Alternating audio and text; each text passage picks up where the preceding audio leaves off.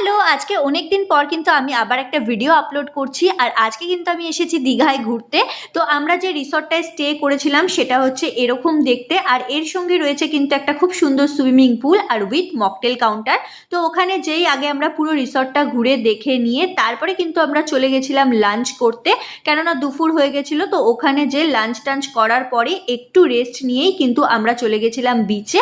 আর বিচে যে স্নান টান করার পরে ফেরার পথে কিন্তু আমরা এক কাপ চা খেয়ে নিয়েছিলাম। তারপরে যখন সন্ধেবেলায় ফিরলাম, আর এই লাইটিংগুলো দেখতে তো খুব সুন্দর লাগছিল, তো তারপরে কিন্তু আমরা আবার সুইমিং পুলেও নেমেছিলাম। তো তারপরে আবার একটু ফ্রেশ ট্রেশ হয়ে আমরা চলে গেছিলাম মার্কেটিং করতে।